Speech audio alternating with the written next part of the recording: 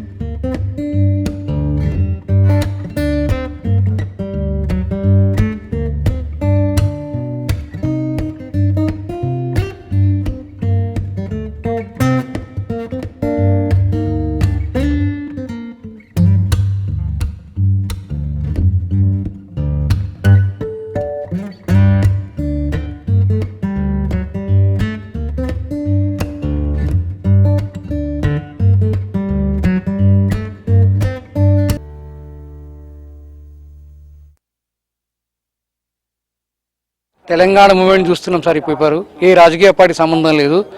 మంచి విద్యార్థులకు, మిగతా వాళ్ళు చదువుకునే వాళ్ళకి చాలా ఈజీ ఇంగ్లీష్ ఉంది. ఎవరికైనా ఈజీగా అర్థమవుతుంది. కాబట్టి దీని అభిమానిని సాధ్యమైనంత వరకు నేను ఈ పేపరే చూస్తాను. ఈ పేపర్ చదవనండి. విద్యార్థులకు చాలా ఉపయోగపడుతుంది. ఇంతకంటే నాకైతే కనబడలేదు మంచి పేపర్లు అని చెప్పి.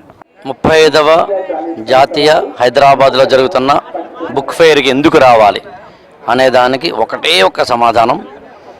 మీరు ఎప్పుడైనా ఏకాంతంలో ఉన్నప్పుడు, ఏదో తెలియనుక డిప్రెషన్ కానీ మూడ్ ఆఫ్లో కానీ ఉన్నప్పుడు మిమ్మల్ని మోటివేట్ చేయడానికి యూట్యూబ్లో కానీ మరో చోట కానీ మంచి వీడియో దొరుకుతుంది. అది ఎక్స్టర్నల్. అలా కాకుండా మీ మెదడుని, మనసుని, హృదయాన్ని తట్టి లేపి ఇంటర్నల్ మోటివేషన్ కలగాలి అంటే ఒక్క వాక్యం చాలు. అలాంటి వందల వాక్యాలు, లక్షల వాక్యాలు కలిగిన పుస్తకాలు ఇదిగో ఈ ప్రాంగణంలో ఉన్నాయి. పిల్లలకు, విద్యార్థులకు ఉపయోగపడే మెటీరియల్స్, పెద్దవారు చదువుకోవటానికి కథలు, ఇలా చెప్పుకుంటూ పోతే చాలా పుస్తకాలు కూడా ఇక్కడ ఉన్నాయి. ప్రస్తుత తరం అందరూ ఆన్లైన్కి అలవాటు పడ్డారు. చిన్న పెద్ద అన్న తేడా లేకుండా అందరూ మొబైల్స్, ట్యాబ్స్, కంప్యూటర్స్నే వాడుతున్నారు.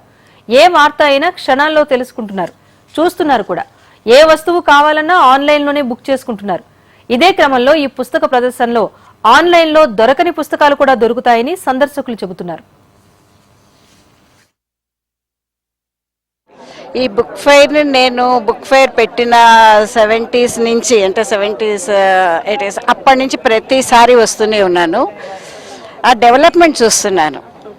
ఎందుకంటే ఆ నీట్నెస్ కానీ బుక్ ఫెయిర్లో ఎక్కడ ఉన్నది కొంచెం అందరూ కూడా పొలైట్గా చెప్పటము, చేయటము అదంతా కూడా చూస్తూనే ఉన్నాను. నేను వచ్చింది ఇప్పుడు ఇక్కడ ఒక పుస్తక ఆవిష్కరణ కోసమని వచ్చానండి. అది తొడిమలేని మొగ్గలని వాడ్రే వెంకట సత్యప్రసాద్ గారు, విఎన్ ఆదిత్య గారు తండ్రి గారు, ఆయన రాసిన పుస్తకం కోసమని, దీని ఆవిష్కరణ కోసమని వచ్చాను. చాలా దూరం నుంచే వచ్చాను. నేను అప్పుడప్పుడు రాసినటువంటి కథలన్నీ సేకరించి ఈ తొడిమిలేని మొగ్గలు అనే ఒక పుస్తకాన్ని ప్రచురించడానికి మా అబ్బాయి సినిమా డైరెక్టర్ విఎన్ ఆదిత్య దీనికి ఆధిపత్యం వహించి ఈ పుస్తకాన్ని ఈ విధంగా బయటకు తీసుకొచ్చాడు. అయితే ఎప్పుడెప్పుడో రాసిన కథలన్నీ అవన్నీ నిక్షిప్తం చేయడానికి నేను ఈ తొడిమిలేని మొగ్గలు అనే పుస్తకం ద్వారా అందరికీ ఉపయోగపడుతుందనే ఉద్దేశంతో నేను తీసుకున్నాను.